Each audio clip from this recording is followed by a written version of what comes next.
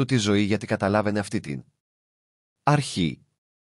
Ήξερε ότι κατευθύνοντας την ενέργεια του μπορούσε να πετύχει μεγαλείο που οι άλλοι δεν μπορούσαν. Αυτό ακριβώς δίδασκαν και οι ιστικοί. Αντί να σπαταλάς την ενέργειά σου σε προσωρινές απολαύσεις, χρησιμοποίησε την για να τροφοδοτήσεις τη φιλοδοξία, τη δημιουργικότητα και την πειθαρχία σου. Το αποκορύφωμα.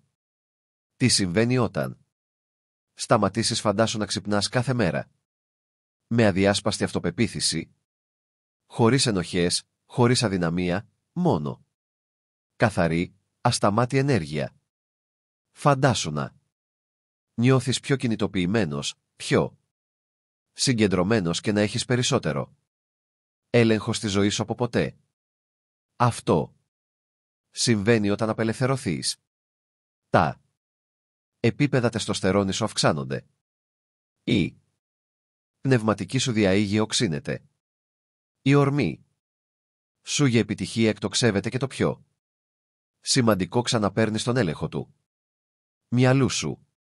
Αυτό εννοούσαν ιστικοί με την αληθινή ελευθερία. Δεν είναι απλά να κόψεις μια συνήθεια. Είναι να γίνεις ο άντρας που προοριζόσου να είσαι. Συμπέρασμα. Η τελική πρόκληση. Τώρα το ερώτημα είναι, θα μείνεις παγιδευμένος στον κύκλο ή θα πάρεις τον έλεγχο? Θα αφήσεις μια κενή συνήθεια να σου κλέβει το δυναμικό ή θα τη ξεπεράσεις εσύ? Επιλογή είναι δική σου. Αλλά θυμήσου, κανένας σπουδαίος άντρας στην ιστορία δεν κυβερνήθηκε από τις επιθυμίες του. Αυτοί που άλλαξαν τον κόσμο ήταν αυτοί που πρώτα κυριάρχησαν στον εαυτό τους. Αν είσαι έτοιμος να απελευθερωθείς, να ξαναπάρεις τη δύναμή σου και να αρχίσεις να ζεις σαν αληθινός τικός, φρόντισε να εγγραφείς για περισσότερο περιεχόμενο. Σαν αυτό. Το ταξίδι σου προς την αυτοκυριαρχία ξεκινά τώρα. Ελεύθερος αν δεν είναι κύριος του εαυτού του. Από εκεί ξεκινάει τη στιγμή που αποφασίζεις να σταματήσεις να είσαι σκλάβος των επιθυμιών σου, αρχίζεις να ξαναπαίρνεις τη δύναμή σου.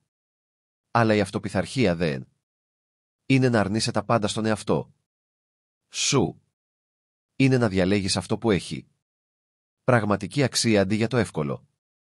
Κάθε φορά που αντιστέκεσαι στην παρόρμηση, εκπαιδεύεις το μυαλό σου να γίνεται πιο δυνατό. Χτίζεις πνευματική αντοχή και με τον καιρό οι παρορμήσεις χάνουν τον έλεγχό τους πάνω σου. Βρες το σκοπό σου.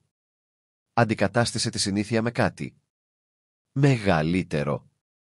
Ιστικοί πίστευαν ότι μια ζωή χωρίς σκοπό είναι μια χαμένη ζωή. Γαμαγιώτα. Αυτό τόσοι άντρες παλεύουν με αυτή τη συνήθεια.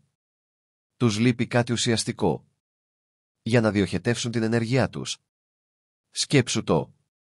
Αν το μυαλό σου είναι απασχολημένο με το να χτίζεις μια επιχείρηση, να μαθαίνεις μια δεξιότητα ή να κυνηγάς το μεγαλείο, έχεις πραγματικά χρόνο για άσκοπες απολαύσεις.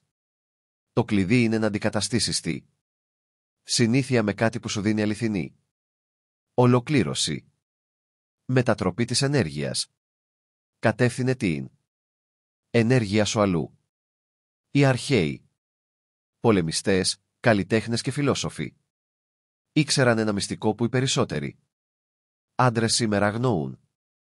Καταλάβαιναν ότι η σεξουαλική ενέργεια είναι η πέσατη, πιο δυνατή δύναμη στο σώμα ενός άντρα. Όταν αυτή η ενέργεια σπαταλιέται και το δυναμικό του, αλλά όταν κατευθύνεται σε κάτι παραγωγικό, γίνεται πηγή ασταμάτητης ορμής. Ο Νίκολα Τέσλα, ένα από τα μεγαλύτερα μυαλά της ιστορίας, έμεινε άγαμος όλη χρησιμοποιήσεις τη σοφία τους για να απελευθερωθείς. Η ιστική σοφία, η παγίδα της ευχαρίστησης. Ο Σενέκας, ένας από τους μεγαλύτερους στοικούς φιλοσόφους, έγραψε κάποτε: «Κανένας άνθρωπος δεν είναι ελεύθερος αν Είναι σκλάβος του σώματός του. Και αυτό ακριβώς συμβαίνει όταν αφήνεις την ευχαρίστηση να σε ελέγχει. Κάθε φορά που ενδίδεις σε αυτή τη συνήθεια ενισχύεις μια νοοτροπία αδυναμίας. Λες τον εαυτό σου το χρειάζομαι, ενώ στην πραγματικότητα σε ελέγχει αυτή. Ο Μάρκος Αβρίλιος, ο αυτοκράτορας της Ρώμης, πίστευε στην κυριαρχία των επιθυμιών, όχι στο να σε κυβερνούν αυτές. Ήξερε ότι ένας άντρας που δεν μπορεί να ελέγξει τον εαυτό του δεν θα είναι ποτέ πραγματικά ελεύθερος. Όσο περισσότερο κυνηγάς την ευχαρίστηση, τόσο περισσότερο γίνεσαι δούλος της.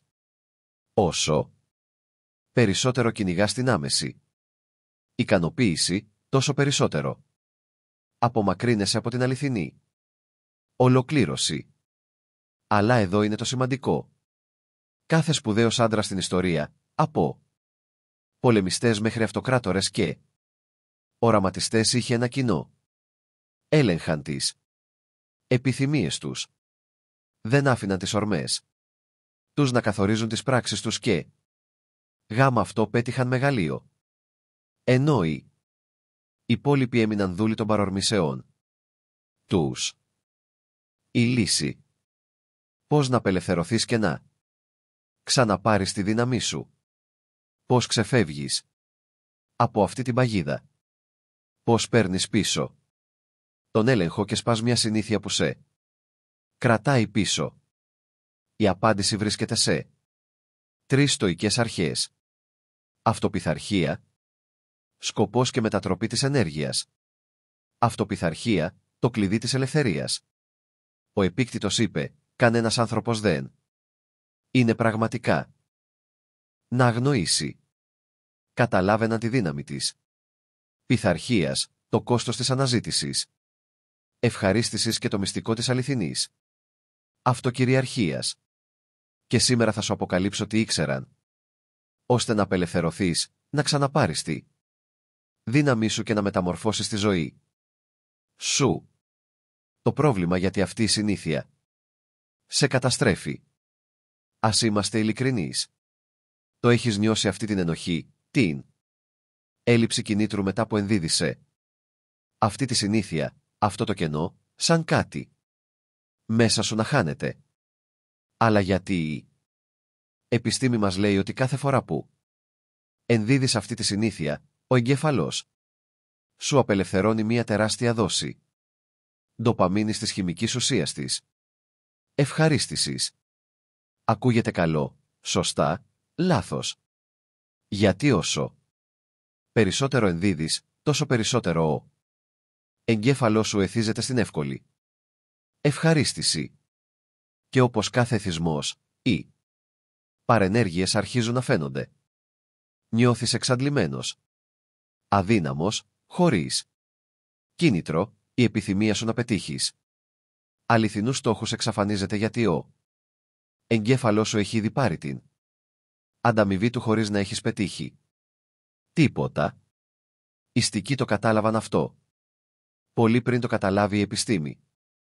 Προειδοποιούσαν για την υπερβολική απόλαυση και τους κινδύνους του να σε ελέγχουν οι βασικές σου επιθυμίες.